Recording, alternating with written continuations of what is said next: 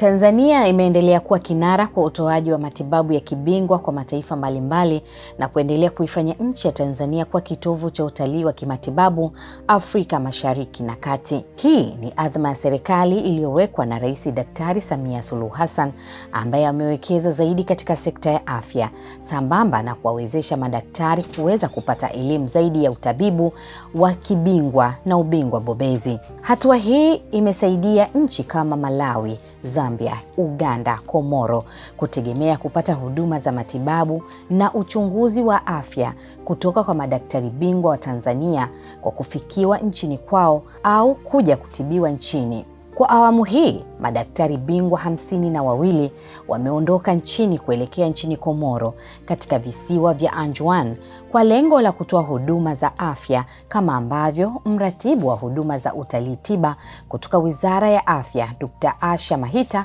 anavyoeleza. Kwa nini tunakwenda? Tunakwenda kutekeleza agizo la Mheshimiwa Rais Dr. Samia Suluhu Hassan ambalo alituagiza baada ya kuombwa kwenda kufanya kambi ya matibabu katika visiwa vya Anjouan.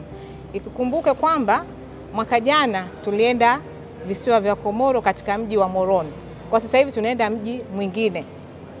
Na mwaka jana tuliona takriban wagonjwa 2770 na tukapata wagonjwa 267 ambao walikuja kwenye matibabu hapa nchini.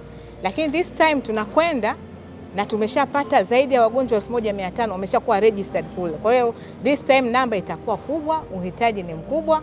Kwa hiyo sisi tuko katika kutekeleza utalii wa matibabu na diplomasia kati ya nchi na nchi.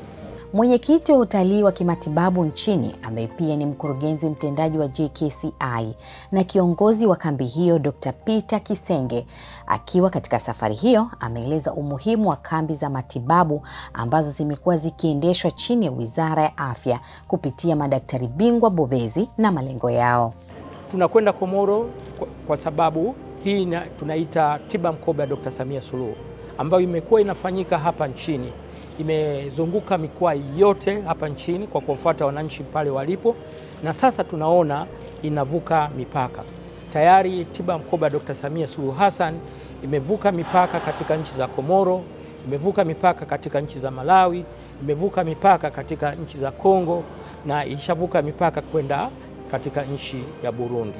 Nia ya kuvuka mipaka hii ni kuwaeleza nchi nyingine uwekezaji mkubwa uliofanywa na serikali yetu. Kama mnavyofahamu, serikali imewekeza kwa vifaa tiba, lakini vile vile imewekeza katika rasilimali watu. Kambi hii ya matibabu imeambatana na watoa huduma za dawa, bohari ya dawa MSD, nayo imeunga mkono agizo la Rais la kuifanya Tanzania kuwa kituo cha utalii tiba kwa Afrika.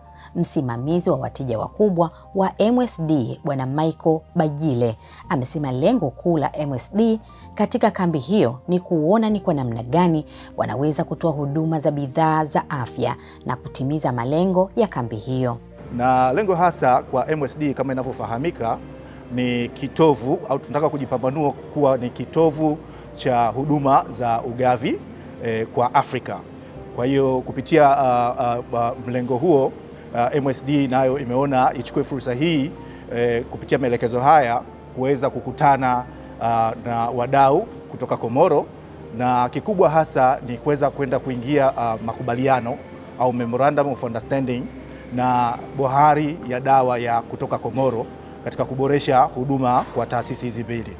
Na pamoja na hayo, tuna mpango pia wa kufanya mikutano au B2B meetings pamoja na wadau mbalimbali wa sekta afya kutoka Komoro. Kambi hii ya matibabu imeshirikisha madaktari bingwa wa hospitali 5 kubwa za Tanzania, ikiwemo Hospitali ya Taifa ya Muhimbili, MNH, Hospitali ya Benjamin Mkapa Dodoma, Taasisi ya Moyo ya JKCI, Taasisi ya Tiba ya Saratani Ocean Road na Taasisi ya Mifupa na Ubongo MOI, inayotarajiwa kuanza Oktoba 5 hadi 12 mwaka huu.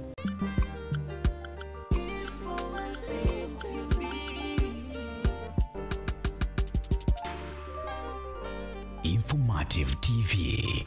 We believe